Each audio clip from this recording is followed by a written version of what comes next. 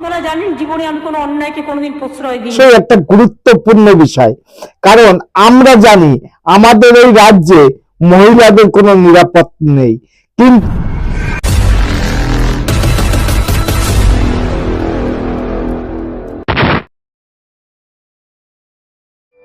নমস্কার, আমি কৃষ্ণপদ অধিকারী। আমার ছোট্ট একটা ইউটিউব চ্যানেল আছে, চ্যানেলটার নাম don't care Facebook page Krishna Krishna.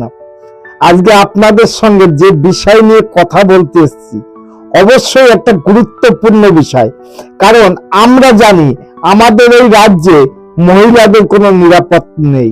কিন্তু সেখানে দাঁড়িয়ে একজন অঞ্চল প্রধান হয়ে সে যদি মহিলা হয় তারও কোনো নিরাপত্তা নেই, তারও গণপিটুনি খেতে হবে।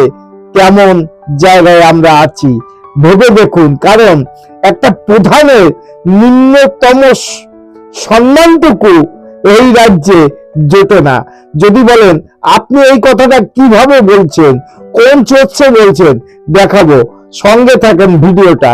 কারণ এই যে ঘটনাটা আপনাদের সামনে তুলে ধরতে আনছি, সেই ঘটনাটা আপনি ভাবুন, একজন পঞ্চায়েত প্রধান যদি গণপিটুনি খেতে হয় তাহলে বাংলার জনগণের নিরাপত্তা কোথায় জানি না। কিন্তু আমি প্রশ্ন রেখে যাব যে আমরা বাংলায় বসবাস করে কি আমাদের নিরাপত্তা কোথাও থাকবে না? জানি না, প্রশ্ন তো রাখতেই পারি। আমাদের মতন আর কত অসহায় ব্যক্তি এইভাবে গণপিটুনি খাবে? আপনার ভেবে দেখুন তো, একটা পঞ্চায়েত প্রধান, সে মহিলা, সেই মহিলাকেও এই রাজ্যে কোনো নিরাপত্তা নাই, কারণ তারও গণপিটুনি খেতে হয়। আপনারা বলছেন যে এর প্রমাণ কোথায়? দেখাবো তো ভিডিও অবশ্যই, কিন্তু তার আগে একটা কথা আপনাদের সামনে আমি তুলে ধরতে চাই।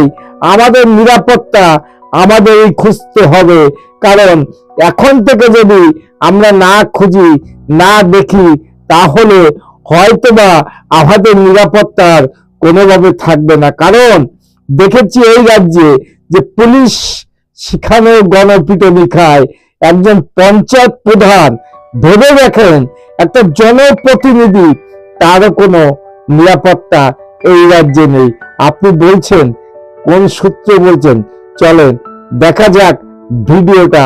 এই ভিডিওটা আপনারা সবার মাধ্যমে শেয়ার করে দেবেন, কারণ এত বড় জঘন্য কাজ এই রাজ্যে হতে পারে ভাবিনেই তো একবার। ওর ষষ্ঠবারের চেষ্টায় বার্ষিক বাজেট পাস পঞ্চায়েতে, কিন্তু বাজেট পাস হলেও রক্ষা পেলেন না সাগরদিঘির মণিগ্রাম গ্রাম পঞ্চায়েতের মহিলা প্রধান। যে পঞ্চায়েত সমিতির প্রধান এতদিন ধরে বাধা দিচ্ছিলেন বার্ষিক বাজেট পেশে, তিনি বাজেট পাস হয়ে যাওয়ার পর মহিলা প্রধানের ঘরে ঢুকে বেদম মারধর করলেন আলেয়ারা বিবিকে। গোষ্ঠীদ্বন্দ্বের কারণেই এই হামলা বলে অভিযোগ।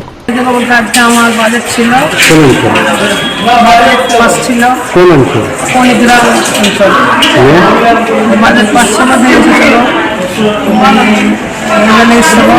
ছিল বিডিও স্যার ছিলেন ওনার, তারপরে আমার সভাপতি এলো, সেখানে ওনার পছন্দ হয় যে বিডিও স্যারকে দেখেছি,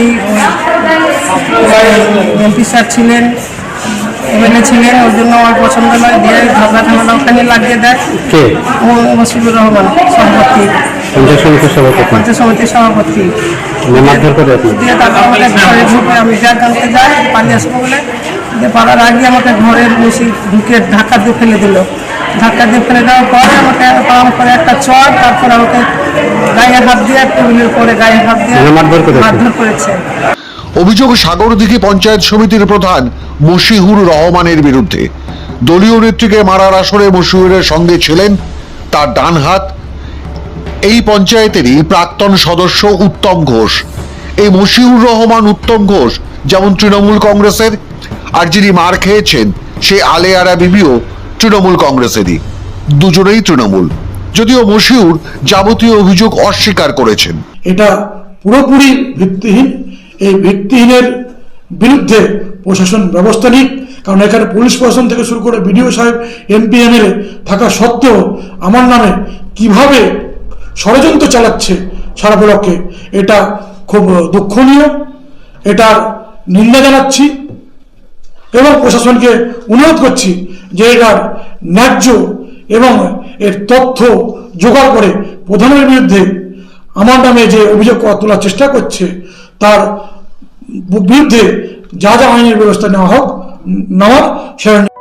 আপনি তো আইনের ব্যবস্থার কথা বললেন, এই পশ্চিমবাংলায় কোন আইন কানুন আছে নাকি জানা নেই, কিন্তু যদি আইন কানুন থাকতো তাহলে আপনার বিরুদ্ধে যে অভিযোগ আছে আপনি যেমন নচ্ছাদ করে দিয়েছেন, তাহলে এই ভদ্র মহিলারে মারলো কে আর এই অবস্থা কে করলো তার জন্য হয়তোবা কৈফিয়ত আপনার দিতে হবে।